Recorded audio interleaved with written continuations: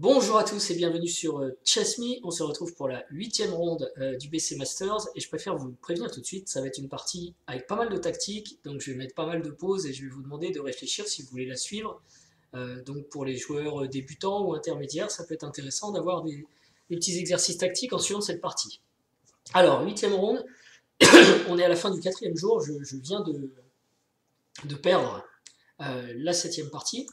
D'un point de vue psychologique, puisque vous le savez, c'est sur ce biais que j'aborde cette présentation, je ne suis pas totalement abattu, parce que j'ai vraiment le sentiment d'avoir bien joué la 7e partie, et d'avoir juste gaffé. C'est voilà, on est à la 7e ronde, une gaffe sur cette partie, c'est pas... Bon, malheureusement, ça a été fatal, mais ça m'a permis aussi de recadrer un peu la lucidité, je partais trop en confiance peut-être. Et donc pour la ronde de l'après-midi, je suis dans un état d'esprit relativement neutre en fait. Ça m'embête un peu d'être descendu, bien sûr, mais en même temps, quand je regarde mon tournoi, il est toujours beau et il reste que 2 rondes et j'ai toujours pas 50%. Même si 50%, je le rappelle, j'avais le plus petit elo du tournoi, ce serait pour moi une belle réussite. Mais bon, donc j'ai les blancs, je suis à parier avec les blancs, contre un joueur à 2166 qui est Maître Feed. Donc un Maître Feed qui est un petit peu redescendu, mais enfin on n'est pas loin des 2200, il faut faire attention.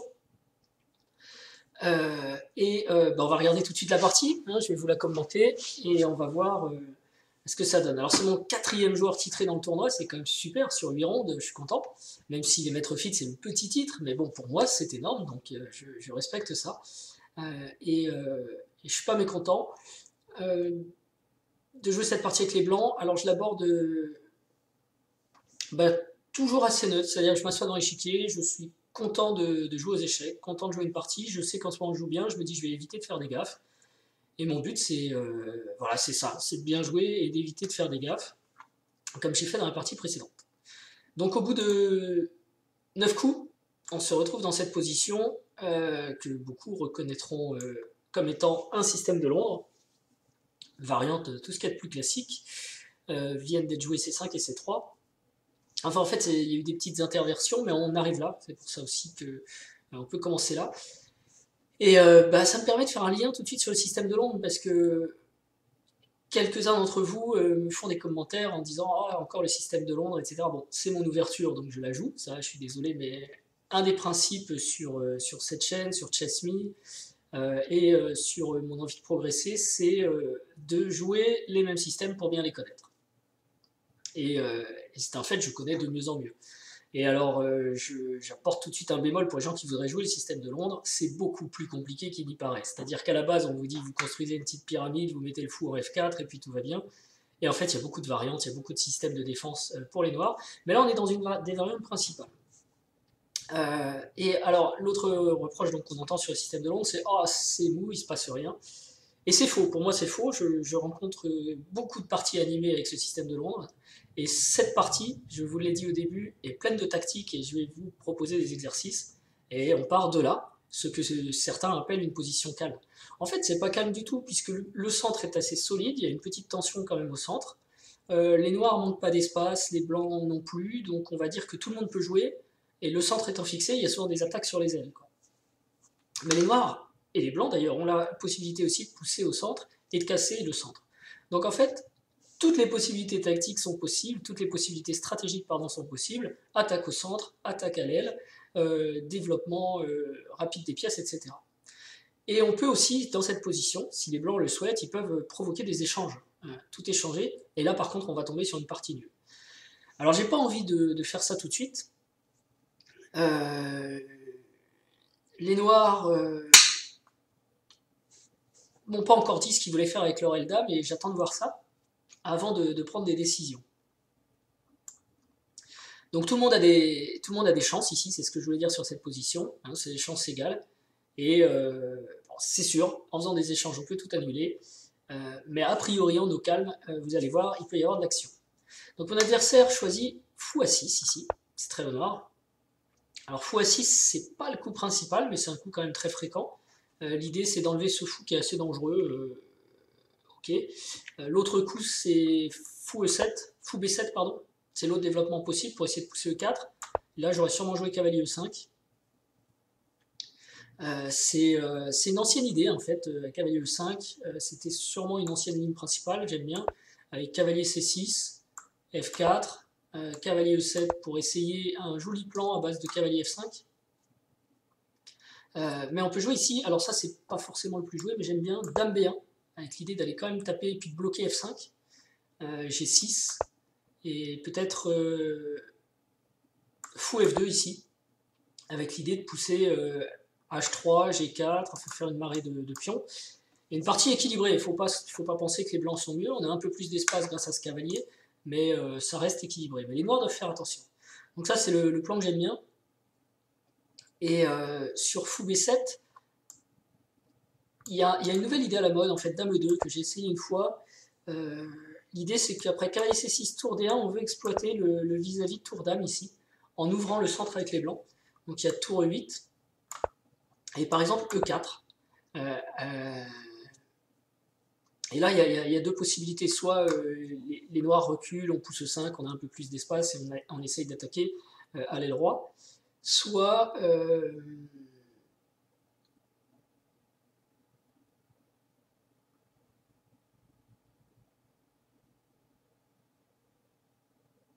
E6, E5, voilà, c'est ça que je cherchais, la poussée, qui est un peu téméraire, on va dire, et une partie compliquée. Ça, c'est tout à fait jouable. Donc là, c'est le plan avec dame E2 contre fou B7. Donc je sais pas, moi j'aime bien cavalier E5, mais j'ai aussi essayé dame E2. Là, je suis assez libre quand même. Vous voyez, quand on dit bien connaître un système, on est déjà dans des ramifications de ramifications, et on peut connaître les plans liés à différents coups et choisir peut-être en fonction de l'adversaire, en fonction de ce qu'on a envie de faire. Toujours est-il que dans cette position, mon adversaire n'a pas joué fou B7, mais il a joué fou A6. Alors, on peut quasiment pas éviter l'échange, hein, parce que sinon il va m'empêcher de roquer et il sera super fort ce fou. J'ai pas de bonne case immédiate pour bouger mon cavalier et défendre mon fou avec la dame. Et j'ai aucune envie de jouer dame E2, dame C2, parce que par exemple dame E2, fou prend D3, dame prend D3, ce serait une perte de temps quasiment. Donc sur fou A6, je le prends. Fou A6, et je dis ce cavalier va peut-être pas être super bien placé. C'est ça mon idée tout simplement. Du coup je joue dame E2, et mon adversaire choisit cavalier C7. À partir de là, parce que tout simplement il n'a pas envie de le remettre en B8, hein, il veut accélérer son développement avec ses tours, mais ce cavalier est pas. Enfin, l'idée ça va être de démontrer si ce cavalier est bien placé ou pas bien placé. Vous allez voir, il y a plein de thèmes tactiques aussi avec le fou qui est ici, c'est marrant. Donc il aurait pu jouer aussi cavalier B8, c'était l'autre retraite possible, hein, sur dame E2. Cavalier B8, avec donc cavalier E5, il faut bien avancer. Dame C7 pour faire une pression sur E5. Petit roc, cavalier C6. F4, et en fait pendant que le cavalier a fait tout ça, on a quand même progressé avec les blancs. On ne peut pas dire qu'il y a un avantage monstrueux, d'ailleurs l'ordinateur aime bien la position des noirs, mais les blancs ont fait, on va dire d'un point de vue positionnel, quelques avantages, quelques avancées. En tout cas le développement il ressemble à ce que je voulais construire, quoi. Ok, donc lui il a choisi cavalier C7, je joue cavalier E5. Un des points importants d'ailleurs, c'est intéressant, pardon, c'est que ce cavalier ne peut pas challenger le cavalier E5. D'ailleurs, il ne peut pas faire grand chose. En gros, il faudrait qu'il bouge encore, quoi. Un des coups ici d'ailleurs, à mon avis, c'est cavalier E8. Petit roc. Et G6, peut-être pour jouer cavalier G6, cavalier F5. Ça paraît lent, mais c'est un peu mieux. Et dans l'ouverture, en fait, ici, mon adversaire fait une petite erreur, il joue dame E8. Alors, première question et après vous mettez en pause. Les blancs peuvent obtenir un petit avantage positionnel ici, suite à dame E8. Donc la question c'est comment. Vous mettez sur pause, et moi je donne la réponse. C'est le coup que j'ai joué, je suis content, j'ai trouvé le coup. En fait, il y a un problème, c'est que la dame défendait ce fou. Maintenant qu'elle est partie, je peux jouer cavalier G4. Alors cavalier G4, c'est quoi l'idée? C'est que on attaque le fou, et on attaque le cavalier. Et en fait, les noirs ont un petit problème. Par exemple, si je joue cavalier prend G4, c'est une grosse erreur. Pourquoi? À nouveau, vous pouvez mettre sur pause, savoir pourquoi c'est une grosse erreur. Sinon, pour les autres, après la pause, je donne. Évidemment, sur cavalier prend G4, on joue fou prend D6, et on a égalité matérielle, mais on est en train de faire une double attaque sur une tour et sur un cavalier, donc les blancs vont gagner du matériel. Donc après cavalier G4, cavalier prend G4 ne fonctionne pas. Est-ce que fou prend G3 marche? À nouveau, vous pouvez mettre sur pause et regarder. Fou prend G3. Alors là, c'est terrible, ça conduit presque à un mat forcé en fait. Parce qu'il y a cavalier. Alors, fou prend G3, il faut le jouer quand même. Cavalier prend F6 échec. On est quasiment obligé de reprendre ici. Hein. Je pense que là, il n'y a pas de discussion. H prend G3, qui est un bon coup qui ouvre cette colonne. Et vous allez voir, c'est assez redoutable. Parce qu'on menace déjà des coups comme Dame G4 échec, Roi H8, Dame H5, et il n'y a plus de parade contre Dame H7 mat. Donc il faut réagir tout de suite et faire de la place. Par exemple, je ne sais pas, Dame B5, mais bon, on fait Dame G4 quand même. Roi H8. Et là, on peut faire un excellent coup pour gagner du temps. Tour prend H7. C'est génial. On reprend. Et maintenant, après Grand Roc, tout simplement, il n'y a plus rien contre Tour H1. Mat. Donc fou prend G3 ne marche pas, ce qu'il fallait calculer aussi. Alors on n'est pas obligé de calculer jusqu'au mat, hein. Moi j'ai calculé à peu près jusqu'ici et je me suis dit, j'ai vu Dame G4, j'ai vu la tour, j'ai dit on a égalité matérielle dans cette position, c'est gagné. Mais sinon il y a le beau ici, le beau coup de tour H7 échec qu'il faut retenir pour gagner du temps, suivi de Grand Roc. C'est un thème que j'ai déjà utilisé dans une autre partie d'ailleurs. Donc il n'y a qu'un seul coup en fait. A noter que cette partie a déjà été jouée une fois et entre des joueurs à 2003 ou 2004 je crois.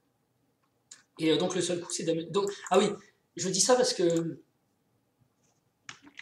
peut-être dans les commentaires certaines personnes vont dire Dame 8 n'importe quoi. Bon, Dame 8 non, pas n'importe quoi. Je pense que son idée c'est de venir en B5 comme ça ou comme ça. Et ce coup a déjà été joué par un joueur à 2003 ou 2004. Simplement, c'est n'importe quoi quand on voit cavalier G4. Mais si on voit pas cavalier G4, c'est pas n'importe quoi. Et puis, il faut aussi arrêter de... là, on a affaire à un maître fil. Certes, qui a baissé un peu, mais quand même, ça veut dire qu'il a un niveau ou une compréhension. Aux échecs, les hommes, les joueurs, les hommes et les femmes font des erreurs. Tout le monde fait des erreurs, et à chaque fois qu'on fait une erreur, on n'est pas nul. On se trompe tous. L'erreur est humaine, et le jeu d'échecs est très difficile. Donc, l'erreur fait partie du jeu. Et les bons joueurs, c'est bien d'ailleurs pour les gens qui essayent de progresser, il faut le savoir, les bons joueurs font des erreurs. Donc Dame 7 est forcé pour défendre le fou, c'est le seul coup. Et donc je fais cavalier prend F6. Alors ici, j'ai longtemps calculé fou H4. Avec l'idée pin and win, vous savez, clouer et gagner. J'adore ce petit truc, je m'en souviens souvent et ça marche souvent. Mais j'arrivais pas à le faire marcher dans ma tête et c'est vrai que c'est assez compliqué. Alors on peut regarder, fou H4, c'est le meilleur coup. C prend D4. En fait, l'idée de C prend D4, c'est de commencer à essayer de créer du contre-jeu sur B4, si on reprend comme ça, et donc d'avoir le temps de se libérer de ce clouage, ou au moins de créer un contre-jeu. Et là, le bon coup que j'ai pas vu, en fait, parce qu'on veut juste apporter une attaque en plus, donc il y avait Dame F3, mais il y a encore cavalier E8 qui défend, et après, je n'arrivais pas à casser ce truc. D'autant plus qu'après Dame F3, cavalier E8, il y avait encore Dame D8 et Fou E7, et le clouage est terminé, et j'ai pas gagné grand chose en fait dans la course. Mais en fait ici il y a un très bon coup, c'est E4. Et l'idée de E4 c'est qu'il y a, si pion prend, il y a cavalier prend avec tempo, et s'il prend pas, on menace évidemment la fourchette ici qui est redoutable. Et ça j'avais pas vu. Et si on joue D prend C3, attaque aussi une pièce, tranquillement on reprend, on a les nerfs solides, et on remenace à nouveau E5. Si les noirs jouent E5 pour éviter le clouage, encore difficile de trouver un moyen de progresser. Il y a cavalier prend. G prend obligé. E prend D5. Cavalier prend D5. Et là, il fallait quand même voir super loin. Dame G4, Roi H8, cavalier E4. Voilà, on arrive à faire rentrer le cavalier et ça devient très très dangereux. Par exemple, tour G8, Dame F5. Il y a un problème ici. Tour G6, et tranquillement encore, tour D1, on attaque le cavalier, on menace aussi de venir là, ou là, et ça gagne. Petit problème dans cette variante, c'est qu'on est super loin. On est au 22e coup, quand en fait la position, ici, c'est le 13e coup, quoi. Donc j'ai pas réussi à faire marcher cette variante, c'est compréhensible aussi, et j'ai choisi quelque chose de plus simple, je me suis dit, je vais au moins jouer sur ce pion qui sera doublé, et le roc un peu affaibli. Mais c'est pas le meilleur, c'était mieux de jouer fou H4. Maintenant, je joue fou H4 quand même. Pin and win, toujours, cloué pour essayer de gagner. Donc fou H4, on peut le jouer maintenant, on va quand même essayer de jouer sur ce pion. Mais au moins, j'ai forcé les pions doublés, ce qui n'était pas sûr dans la variante avec fou H4 tout de suite, cavalier E8, etc., que j'arrivais pas à faire marcher. Ok, donc là, mon adversaire cherche aussi le contre-jeu, il a raison. Je peux reprendre d'un pion ou de l'autre, ou bien replacer tout de suite madame, ce que je fais, parce que l'idée c'est... qu'est-ce qui se passe sur D prend C3? Je vous pose une nouvelle question. Si les noirs jouent D prend C3 ici, pourquoi je ne reprends pas le pion? Qu'est-ce qui se passe? Vous pouvez mettre sur pause, calculer, et la réponse c'est tout simplement que c'est pas possible, évidemment, je pense que vous avez tous trouvé sans problème. Il y a fou prend F6 qui attaque la dame, donc la dame doit bouger, ou alors on peut prendre avec échec, remarquez. Allez, on va prendre avec échec, on se fait plaisir, roi prend D2, on a encore un échec fou B4, roi E2, et maintenant on n'a plus d'échec, la dame est menacée, en fait il faut donner la dame parce que la suite c'est dame G4 échec et dame mat. Donc il n'y a pas possibilité de s'en sortir avec les noirs, donc il ne faut surtout pas faire sur dame F3, D prend C3, donc il faut défendre ce pion qui est attaqué. Il joue roi G7. Alors il y avait une autre possibilité pour le défendre, c'était cavalier E8. Voilà. Mais j'aimais bien moi la position prendre cavalier E8, c'est d'ailleurs un coup préféré à l'ordinateur. J'aimais bien cette position parce que j'avais l'impression que voilà, il s'était bien bloqué. De toute façon, c'est pas en mettant un cavalier E8 qui va gagner la partie, je pense. Cette tour ne bouge plus beaucoup. Il va falloir que si elle sort en G8, le roi va pas être bien en H8. J'ai plus qu'à amener mon cavalier dans la danse et normalement ça devrait bien se passer. Moi je peux roquer, j'ai de l'espace. Enfin cette position me faisait envie quoi. Et donc il joue roi G7. L'ordinateur trouve que c'est un peu moins bien, mais moi ça me paraissait bien. Enfin en même temps ça ne joue pas à grand chose hein, d'un point de vue humain, il n'y a pas trop de différence. Et donc je reprends, je peux reprendre avec le pion C et le pion E. Je préfère prendre avec le pion E parce que j'avais peur des contre-jeux avec fou B4. Mais en fait à l'analyse, C prend, ça va quoi. Y a pas, même si je joue fou B4, A3 pour le chasser, fou prend D2, c'est ça qui ne me plaisait pas, roi prend D2. Je mets quand même A3 parce que j'ai pas envie que la dame rentre dans B4 avec échec. Hein. Tour FC8. Il me semblait que les blancs n'étaient pas si bien quoi. J'avais l'impression, vu de loin dans l'analyse, que j'avais déroqué, que ses tours allaient commencer à rentrer en jeu, que peut-être son cavalier allait enfin trouver un destin, vous voyez, comme ça. Donc ça me plaisait pas. Avec le prend D4, je me suis dit je vais pouvoir mettre une tour ici et ça va être une autre histoire. Donc j'ai préféré cette variante. Ok. Et ici, mon adversaire joue E5. Bon, c'est un peu logique, il veut ouvrir sur mon roi. Et en même temps, il menace un truc qui ne me plaît pas beaucoup, c'est il menace de jouer dame E6 et il se décloue. Et il règle un peu le problème de ce pion. Tout simplement. Donc ça fait... Comme je pense la menace de découverte ici est la plus forte, il faut que je fasse quelque chose contre cette menace, et donc je ne peux pas m'occuper du déclouage, donc il va se déclouer.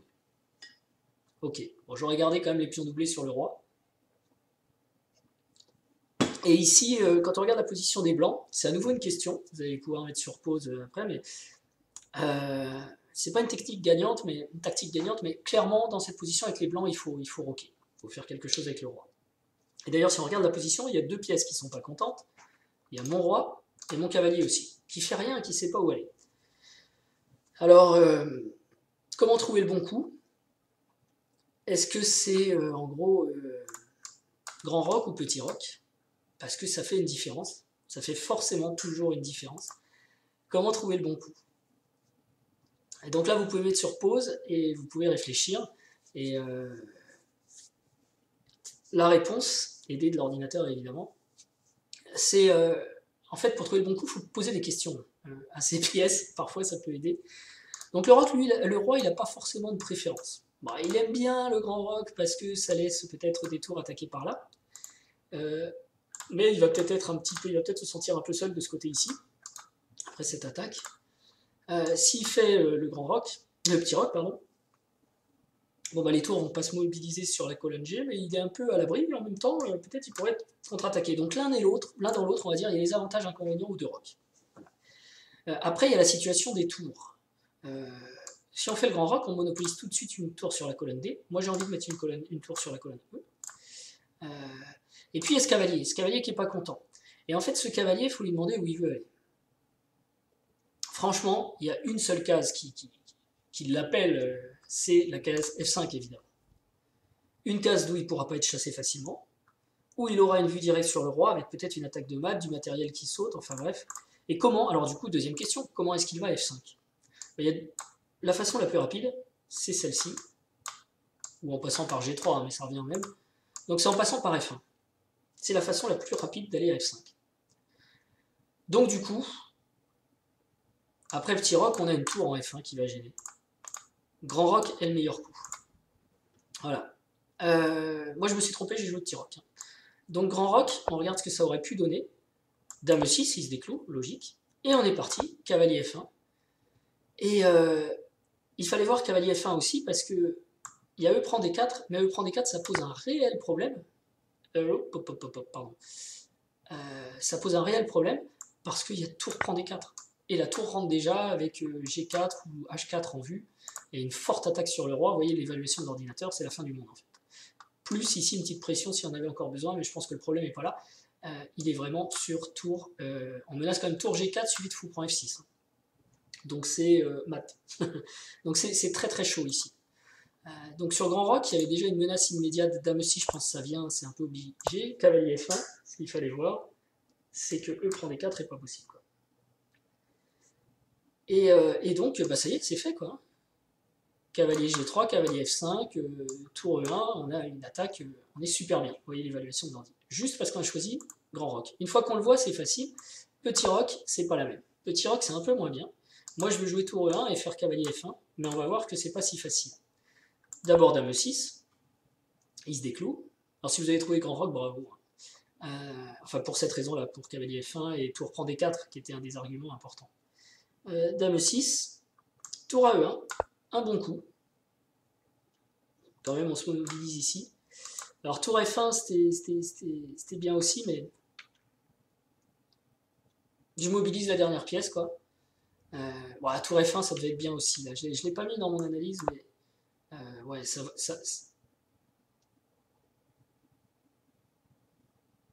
va aussi parce que on va pouvoir jouer cavalier F1. C'est peut-être même un peu mieux. En fait. Mais bon, ok.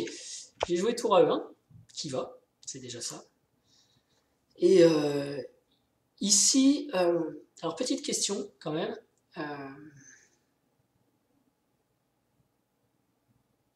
Pourquoi les noirs ne joueraient pas ici E4? Plan important, vous voyez, E4 ça marche pas, donc vous pouvez mettre sur pause. Je vous ai dit, il y a plein de tactiques dans cette partie, il y a plein de trucs intéressants. Pourquoi ça marche pas E4? Alors E4 ne fonctionne pas parce que les blancs peuvent réfuter grâce à la pression ici. Il joue cavalier prend E4. Alors ok, sacrifie une pièce, je la prends. Tour prend E4. Et par exemple, hein, ici il y a plusieurs suites possibles, mais c'est un peu comme dans le Grand Roc, la tour est arrivée sur une super case. Dame D7, on a tour G4 échec. Alors le roi, faut pas qu'il aille là-bas parce que sinon fou prend H6 et c'est la fin de l'histoire, rideau.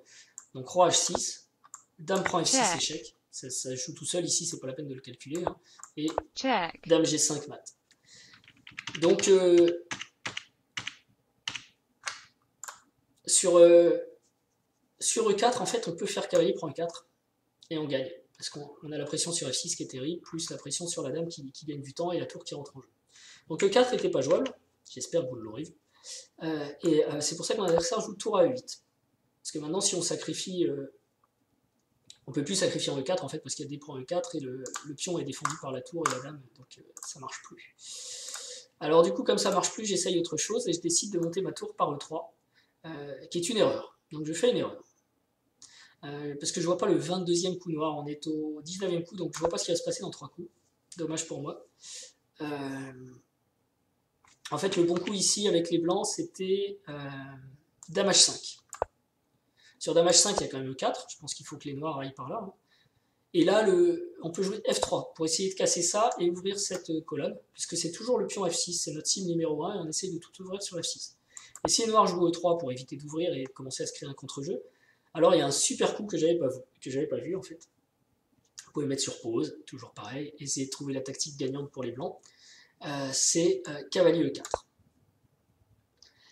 Cavalier E4 parce qu'on menace à nouveau fou prend F6, échec et dame G5 avec un mat. Donc, faut prendre, est obligé. F prend E4, ça y est, on tape à nouveau sur F6. Toujours fou prend F6, dame G5 pour gagner. Donc il faut défendre ça, obligé. Et tour F4, en force, on vient rajouter du monde. Ici, on ne voit pas le gain immédiat, mais on a une pression énorme. Les blancs sont super bien. Il y a tour G4 à suivre. C'était la meilleure variante pour les blancs. Mais j'ai pas vu cavalier prend E4, en fait, j'ai pas vu le sacrifice. Non, pas ici, pardon.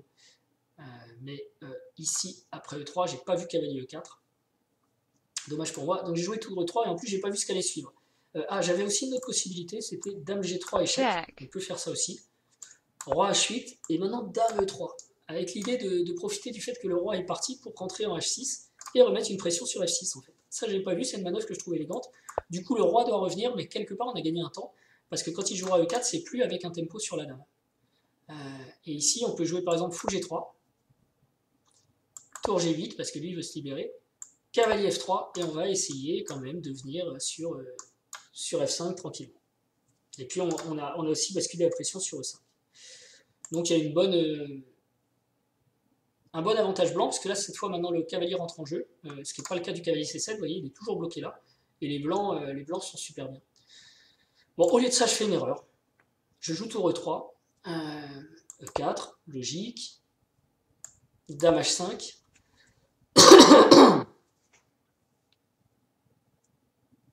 et ici, j'avais pas vu. En fait, tout ce que j'avais prévu, c'était F5 ici. Je croyais qu'il allait jouer F5. Sur quoi j'avais prévu F4, qui est un super coup, parce qu'on bloque ici, on ne peut pas prendre parce qu'il y a la dame derrière, et il y a tour G3 qui arrive, voire tour H3 pour mater en H7. Donc j'étais assez confiant. Sur F4, je me disais ça gagne. Mais en fait, F5, alors on est là, dame H5, je dis j'avais prévu F5, et je pensais que sur F4, les blancs étaient gagnants. Mais F5, c'est quasiment la meilleure réponse d'après l'ordi, parce qu'il trouve une défense d'ordi, hein, tout simplement.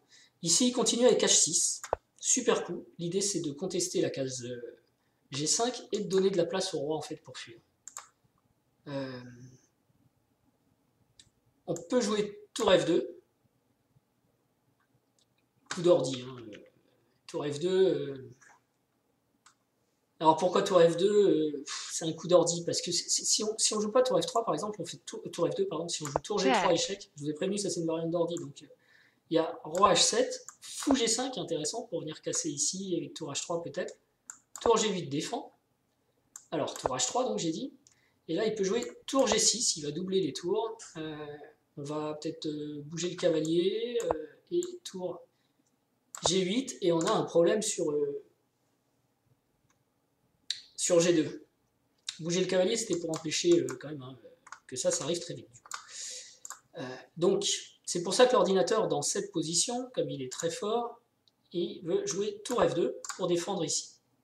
Et éventuellement même répondre à E3 par tour E2, avec le clouage sur la dame, etc. Donc il fait ça en préparation, le roi se pousse de sa situation dramatique, tour F2, ça permet aussi cavalier F1, dame G6 vient proposer l'échange des dames, et si on refuse, dame G4.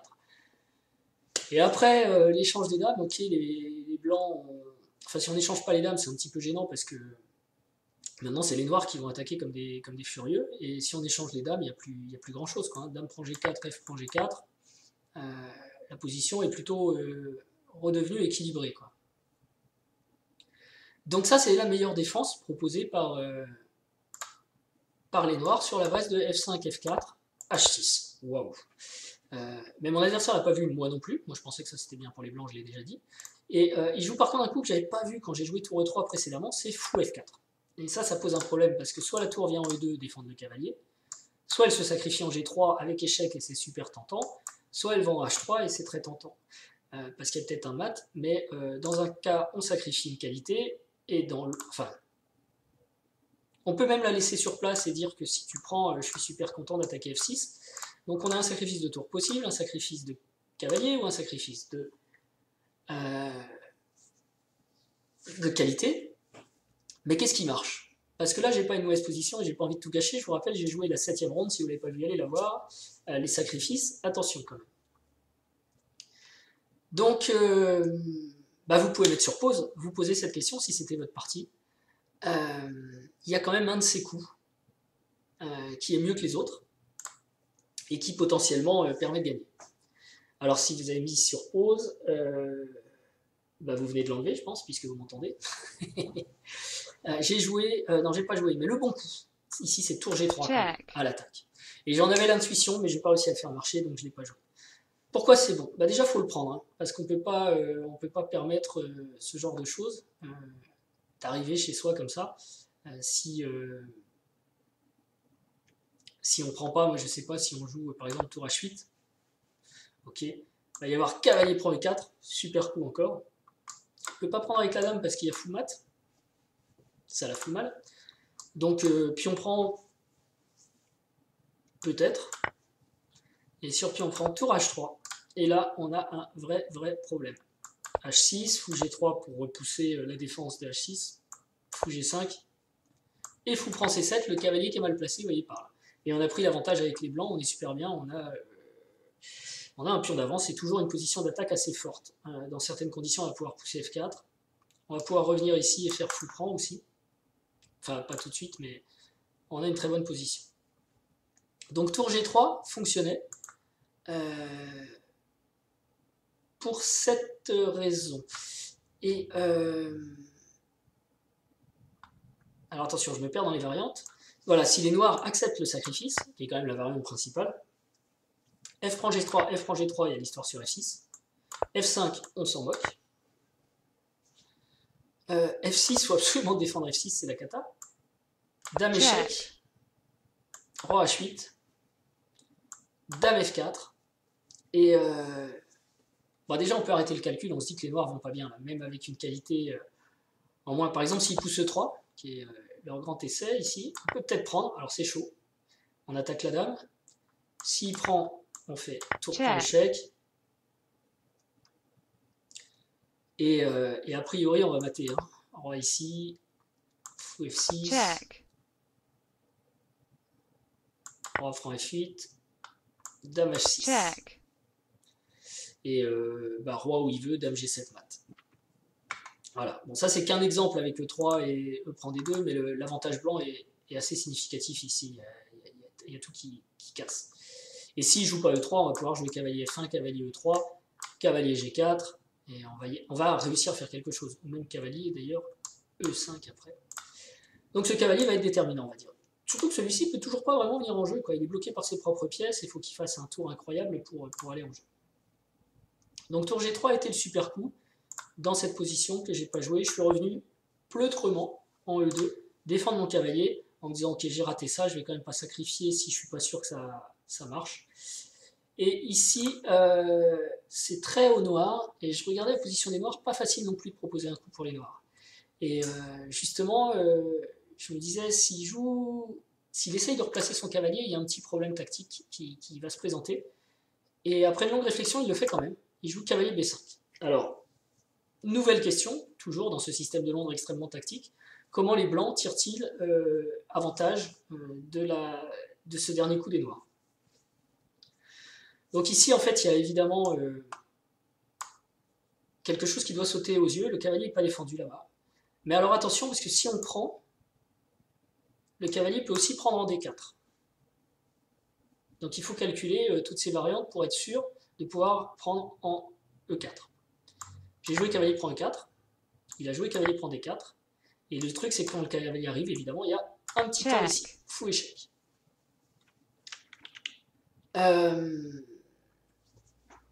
Entre nous, hein, s'il avait choisi de prendre, tout simplement, il a perdu un pion. Et tout va bien, à nouveau. Pour les noirs, on peut liquider, aller en finale, si on n'arrive pas à mater, on devrait gagner la finale. Donc cavalier prend D4 et fou F6, c'était la pointe qu'il fallait voir en fait en prenant E4, c'est vraiment fou F6 la pointe. Alors, par contre, je m'attendais à une retraite du roi, genre roi G8 et fou prend D4, c'est la pointe de la pointe si vous voulez, on récupère la pièce comme ça. Et on a du matériel de plus, on gagne avec les blancs. Mais en fait, il y a une autre défense possible sur fou prend F6 que j'avais même pas envisagé, c'est dame prend F6. Et oui, parce que je donne une pièce, Typiquement, si je fais cavalier prend, il va prendre ici avec échec, donc ça fait une tour. Il va reprendre ma pièce, donc ça fait un cavalier. Donc il y a 2 pièces et une tour pour la dame. Donc matériellement, ça reste un échange finalement intéressant pour les noirs. Le seul truc pour les blancs, c'est quand même la position du roi, qui est très mauvaise. Toutefois, sur dame prend f6, ici, qu'est-ce que vous jouez avec les blancs? À nouveau, vous pouvez mettre sur pause, parce que ici, les blancs en fait peuvent gagner du matériel assez facilement. Et j'ai raté ça parce que j'ai surpris par dame f6, psychologie, surprise, on veut répondre vite en disant ça me fait pas peur, mais j'aurais dû, j'avais le temps, c'est toujours pareil, dans ce tournoi, je suis plutôt mieux au temps, j'aurais pu calculer, il y avait peut-être d'autres possibilités, et en fait c'est une position de puzzle ça, donc ça mérite un petit peu de calcul, il ne faut pas répondre tout de suite cavalier pour f6, il y a peut-être mieux à faire.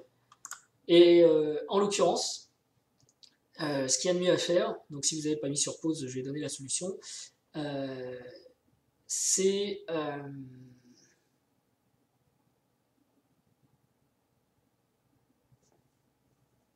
cavalier, pardon, c'est dame prend h7, on sacrifie la dame, check.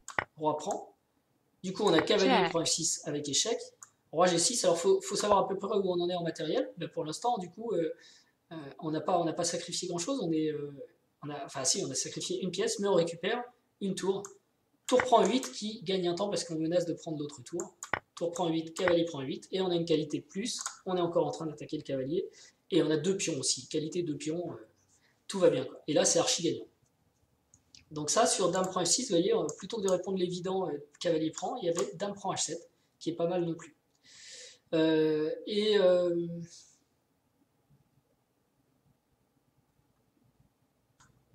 Roi, si en fait il reprend pas, qu'il recule, donc j'ai dit ça tout à l'heure, il peut reprendre là, mais il y a G3, ok, on pousse le fou, et après tour F1, et on vient mettre une grosse pression là-dessus, s'il défend F5, F3, ça va être assez facile à gagner aussi. Je n'étais pas allé au bout de la variante tout à l'heure.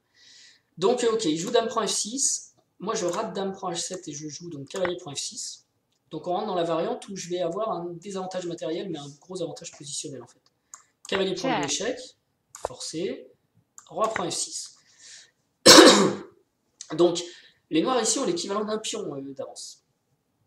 Mais le roi est tellement mal, et les pièces sont mal placées pour l'instant, les tours ne sont pas coordonnées, donc ça laisse un peu de temps aux blancs pour essayer de reprendre l'avantage, et voire même de prendre un avantage décisif. Donc c'est un avantage dynamique immédiat. D'ailleurs, le pion, on peut le récupérer ici, tout de suite, c'est possible. Il n'y a d'ailleurs pas de problème avec le fait de prendre le pion, mais je trouve une suite plus précise. Alors, petite question quand même, le cavalier pourrait être attaqué ici de façon intéressante. Qu'est-ce qui se passe sur tour E1? Tour E1, ça paraît jouable pour attaquer le cavalier, et remarquez que le cavalier est enfermé, chose que j'avais vue après le cavalier prend f6. Donc le cavalier est enfermé, on pourrait avoir envie de le prendre, mais est-ce qu'on peut jouer tour E1 tout de suite? Alors, mettez sur pause, la solution, sur tour E1 échec, enfin sur tour E1 qui attaque le cavalier, malheureusement il y a cavalier G3 échec. Découverte, on est obligé de bouger, alors on va le prendre quand même, ok, par exemple comme ça. On a intérêt de le prendre comme ça, d'ailleurs sinon c'est mat, hein, si on prend avec le pion F, le tour prend mat. Roi H2, ok, et le fou va s'en aller, et maintenant c'est les noirs qui gagnent, hein, parce qu'ils ont un fou de plus, quoi, en gros, si on veut faire simple. Ils ont encore le roi un peu faible, un pion qui est faible, mais globalement, ils ont un avantage matériel important. Donc surtout pas de tour F1, de tour E1 pardon, dans cette position. Mais par contre, G3, c'est le coup le plus précis. L'idée en fait c'est d'écarteler les pièces noires et puis de toujours bien jouer sur l'enfermement de ce cavalier, parce que le jour où il n'y aura plus de fuite avec échec, je ne sais pas où d'ailleurs tout de suite, mais enfin bon un jour, je pourrais peut-être jouer tour E1 et le prendre. Par contre pour jouer G3, il faut calculer la variante jusqu'au bout. Cette variante-là notamment, fou C1 qui a été jouée, comment les blancs... Alors ici je joue F4 en fait, je joue F4 pour en fin de variante avoir tour F2 et prendre le matériel, j'aurais peut-être pas dû le dire, j'avais peut-être une question là-dessus. Mais ici, il y a un meilleur coup pour les blancs, un coup qui gagne du matériel tout de suite. Allez-y, comment font les blancs pour gagner du matériel ici? Donc, si vous avez mis sur pause et que vous êtes reparti, on y va. C'est Dame F3 échec, c'était le meilleur. Pourquoi Dame F3? Parce qu'en fait, j'ai pas noté, mais le cavalier, le roi ne peut pas passer sur la colonne E, parce qu'il y aura Dame prend échec. Donc il est obligé de partir vers la colonne G, roi G7, et maintenant, comme il est en G7, on peut jouer tour E1, c'est malin. Parce que si cavalier prend échec, il y a Dame prend G3, échec. Je montre. Cavalier prend échec, pour essayer de gagner la tour, mais Dame prend échec. Et du coup, la tour ne sera pas prise. Et il n'y a plus de maths, il n'y a plus de gain de la tour, donc ce sont les blancs qui gagnent ici. Dame F3, ça j'ai pas vu. Alors on est un peu en fin de partie aussi, enfin c'est pas vraiment la fin de partie, mais on a calculé beaucoup de variantes, vous l'avez vu dans la partie, donc petite fatigue quand même. Donc ça je le rate, mais aussi je le rate parce que je vois que F4 récupère le matériel, et puis j'aime bien F4 parce que ça permet des Dame G5, Dame E5 dans certains cas, qui peuvent être aussi intéressants. Donc F4 c'est pas mauvais, c'est simplement pas le meilleur, quoi. Dame F3 était bien meilleur. Fou prend B2, logique. Et donc je joue tour F2. Tour F2 pour récupérer une des pièces, mais il peut prendre 3 pions, il a pris déjà un pion, il peut en prendre un deuxième ici, et puis un troisième là, c'est possible, pour la pièce. Ce qui ne me gêne pas trop, parce que sans pièce, il va quand même avoir du mal à défendre son roi. Il y avait un coup qui était intéressant aussi ici, c'était Dame G5, échec tout de suite. Je voulais le garder sous le coude parce que j'étais pas sûr. Roi E6, Dame E5, échec, donc Roi D7, c'est facile à calculer parce que c'est tout forcé en plus. Dame prend D5, qui gagne le pion D5 avec tempo. C'était pas mal non plus, mais bon, il n'y a pas de problème avec tour F2, hein, ça marche. Tour F2, donc je menace de reprendre. Alors, il aurait pu, comme je disais, prendre des pions. Je prends tour échec, possible. Roi G2, fou prend C3, mais j'ai Dame prend D5. Et normalement, la position du roi va faire que je vais réussir à gagner. Ok. Au lieu de ça, il se trompe. Et là, il se trompe par contre lourdement. On est en... c'est tendu. C'est toujours pareil, quoi. Quand un joueur a des problèmes, qu'il n'a pas de temps à la pendule, parce que c'est le cas, il commence à être bien serré à la pendule, il peut être incliné à faire une faute, quoi. C'est normal, on est tous là sous la pression, ça devient difficile de tout vérifier.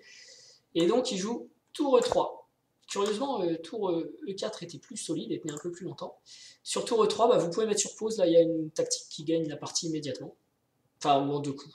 Il y a du matériel, beaucoup de matériel en 2 coups. Donc ce n'est pas Dame H6 pour attaquer ici parce qu'il y aurait Roi E7 et ça ne marche pas. C'est Dame échec. Okay. Sur Dame échec, en fait, les noirs ont un coup forcé. Ils sont obligés de venir en E6. Et du coup, on peut jouer F5 échec avec une découverte sur la tour, justement, qui vient d'arriver sur cette case malheureuse. C'est ce que j'ai joué et mon adversaire a abandonné. Ok, donc une partie, vous l'avez vu, hyper tactique. Un système de Londres qui vous montre que faut calculer dans le système de Londres et c'est pas du tout la petite partie calme. Et pourtant, visuellement, ça a tout le temps l'air calme. Hein. On peut re-regarder la partie. À partir d'ici, voilà, le 9e coup. Ça pourrait même être le 8e coup parce qu'on a fait une petite finesse à un moment, peu importe. Ça a l'air très calme, mais vous voyez, j'ai mis 40 minutes à vous commenter 20 coups finalement, parce que y a plein de tactiques. Donc ça a l'air très calme. Il faut peut-être que je clique quelque part pour pouvoir bouger les pièces. Donc ici, on prend le fou. C'est une option que les noirs ont et qui peuvent jouer parfois, mais vous voyez, ça reste compliqué derrière parce que ça donne du temps aux blancs pour replacer ce cavalier. En fait, sous-jacent à l'attaque, il y a aussi cette histoire de cavalier. C'est un des thèmes de la partie, le cavalier qui jouera jamais en C7. On vient au centre, et là, on profite d'une petite imprécision de l'adversaire pour ouvrir son roi. Rien n'est fait, c'est juste un petit avantage. Il ne faut pas non plus s'enflammer, ce que j'ai réussi à faire. Je dis, bon, ça c'est pris. Donc, comme j'arrivais pas à faire marcher fou H4, vous voyez, j'ai dit, ok, je prends F6, au moins le roi sera un peu ouvert, et puis après, on va continuer à essayer de jouer. Donc, j'essaye de faire monter la pression. Il se décloue. J'amène les pièces en plus. Alors, grand roc, on l'a vu, ça aurait été plus efficace. J'essaye d'amener la tour, donc c'est linéaire. Vous voyez, c'est une attaque en douceur presque. Et ici, un coup un petit peu compliqué. Alors, humainement, c'est carrément jouable. Mais F5 est une meilleure défense parce qu'il y a tour G3. Mais tour G3, j'arrive pas à le faire marcher. Et ne voulant pas faire toujours des sacrifices si j'ai pas vu la fin, avec certitude, je reviens en défense, tant pis. Du coup, il essaye de profiter du temps pour replacer ses pièces, mais ça permet un nouveau sacrifice. Attention à bien voir fou F6 à la fin, Check. comme ça. Mais par contre, je n'avais pas vu dame prend. Et là, je m'en veux un peu. Bon, évidemment, ça te permet, ça doit gagner quand même, mais il y avait dame H7 qu'il fallait voir. Et là, il faut que je travaille là-dessus aussi. Quand on est surpris par un coup, qu'on pense de toute façon ne pas transformer la partie et qu'on est obligé, vous voyez, cavalier prend F6, ça part obligé, en fait, il faut toujours réfléchir. Si on a le temps, toujours réfléchir, toujours vérifier. C'est un coup tempo avec échec, dame prend H7. C'est une prise, c'est un échec, ça appelle une réponse forcée, donc c'est un coup qu'il faut regarder, je ne l'ai même pas regardé. J'aurais dû voir que après, alors ça paraît bizarre de prendre un pion plutôt que de prendre la dame, mais il y a quand même une tour qui va sauter vraiment. Alors que là, Check. en termes de matériel, je ne suis pas forcément bien, mais heureusement, j'ai le trait, j'ai l'initiative. Ici, dame F3 gagne, mais c'est pas facile à voir non plus. Dame F3, roi G7 et tour E2. F4 pour piéger le cavalier ou le fou. Et donc, tour E3, la gaffe, Check. en zaïre, Check. avec le gain de la tour. Donc une partie, somme toute, assez correcte de la part des blancs. Et donc, je suis content, puisque cette fois, j'ai passé les 50%. Ouf, hurrah. Voilà. Dans le tournoi, qu'est-ce que ça donne? Ça donne une victoire. J'avais déjà 2 nuls contre un maître fille, et j'ai une victoire. Ça veut dire que sur 4 joueurs avec des titres, j'ai fait pour l'instant 2 sur 4. Et sur les maîtres filles, 2 sur 3. Donc je suis super content. Au niveau de l'ouverture, je pense que je suis sorti des variantes que je connaissais bien après fou à 6. Et mon adversaire, il est sorti aussi dans ces eaux-là. Mais j'ai bien négocié le virage de l'ouverture. Donc c'est le 9e coup. Ça s'est arrêté au 9e coup. Mais là encore, je vais le mettre en vert parce que mon adversaire lui était un peu sorti de sa zone de confort un peu plus tôt. Et c'est aussi en vert parce que si vous voulez, j'ai pas souffert d'ouverture. Je suis arrivé à peu près où je voulais dans l'ouverture. Milieu de jeu, ça a été tactique. Bon calcul, j'ai mis à chaque fois. Mais la tactique, j'ai pris à chaque fois l'avantage tactique. Sur dame E8, j'ai vu cavalier G4 qui n'avait pas vu mon adversaire. Sur cavalier B5, j'ai vu cavalier D4 qui n'avait pas vu mon adversaire. Donc, dans le milieu, j'ai quand même bien calculé. Bon, il n'y a pas eu de finale, encore une fois, très peu de finale dans ce tournoi. À la pendule, j'étais en avance, donc toujours pareil, être détendu, quitter l'échiquier. J'ai passé très peu de temps dans l'échiquier. C'est quand même. Et j'étais cool. Je sentais que j'avais l'avantage, mais sans à aucun moment, peut-être l'enseignement de la partie d'avant, je me suis dit je vais gagner, je gagne, etc. Il n'y a que quand j'ai vu tour F2 que je me suis dit ça va bien. Mais je ne me suis pas dit plus que ça d'ailleurs, je me souviens, je ne me suis pas dit plus que ça. Et c'est quand j'ai vu tour E3, la gaffe, j'ai dit là je gagne la tour, c'est gagné. Voilà. Mais avant, je ne me suis jamais dit c'est gagné. J'étais très cool. Donc ce qui était bien, toujours la psychologie bien sûr, mais le calcul, même si j'ai raté des coups. Donc en fait, ça va être un avantage et un inconvénient. Calcul, sens tactique. Mais en même temps, puisque j'ai trouvé les quelques tactiques importantes, mais en même temps, finition et réaction trop vive sur surprise. Ça c'est dame F6, j'ai pas vu et j'ai même pas cherché à voir. Dame prend H7 ou aussi peut-être à la conclusion quand je mets finition voir des coups comme dame F3. Tout ça c'est des coups tempo, donc j'aurais vraiment dû les regarder. Je ne les ai même pas regardés parce que je suivais mon plan. Donc il y a quand même beaucoup de déchets malgré tout, je trouve, dans les coups que je vois pas et que je joue pas. J'en vois des bons, des importants. Cavalier G4, cavalier prend E4. Mais par contre, il manque. J'ai dû dire cavalier prend D4 tout à l'heure, c'est cavalier prend E4. Mais j'en rate encore si vous voulez. Dès que je vois une suite qui me va bien. J'ai raté fou F4 aussi. Ça c'est embêtant. Donc dès que je vois une suite qui me convient, je me dis bon, je peux aller par là et j'essaye pas de voir s'il y a mieux. Et souvent il y a mieux. Et si j'ai du temps à la pendule, peut-être je peux utiliser ce temps pour ça, pour dire bon, et alors, ok, est-ce qu'il y a mieux? En regardant au moins c'est même des coups candidats qui manquent. Voilà. Donc bon résultat. Je passe les 50%, je suis sûr, à une ronde avant la fin. puisque là j'ai 5 sur 8, ce qui me place bien. Et la prochaine ronde, il faudra suivre, hein. Je rentre chez moi très content d'avoir cette victoire. Je suis sûr que le tournoi sera une super réussite. Je suis très impressionné de la grille, même encore aujourd'hui en la regardant. Et à la dernière ronde, je rentre le soir. Allez, je vais vous donner ça tout de suite, puisque j'arrive chez moi, bon, plutôt content, un bilan de la journée, 1 sur 2, mais j'ai un peu gâché la 7e ronde, et je suis sûr que je l'avais au bout du fusil, mon adversaire, donc bon, en tout cas, je pouvais ne pas la perdre. Je sais pourquoi je l'ai perdue, donc c'est un enseignement, voilà, je me dis, ok, c'est bon. Et bah, je suis encore devant, et alors le lendemain, je joue avec les Noirs. Avec les Noirs contre Luc Bergès, 2340, mais surtout Bergès, surtout qui est maître. Donc un nouveau joueur titré et un maître. Donc je suis super content. Et c'est la dernière ronde, mais ça va pas être une partie de plaisir, parce qu'à ce moment-là, Luc est 3e, avec un demi-point de retard sur le 2e et 1 point sur le 1er. Il a les blancs, il joue contre un 1927, le plus faible du tournoi. Donc on peut imaginer qu'il va essayer de gagner. Mais ce qui peut jouer aussi en ma faveur, parce que, comme je dis depuis le début, dans cette position, je dis vas-y, prouve-moi. En tout cas, je suis très content. C'est un nouveau joueur à 2300 et plus, 2340, maître international. Ratez pas la 9e ronde qui conclura ce tournoi. Voilà, je vous dis merci, abonnez-vous, partagez les vidéos, faites connaître Chess Me aux autres, et à très bientôt. Ciao.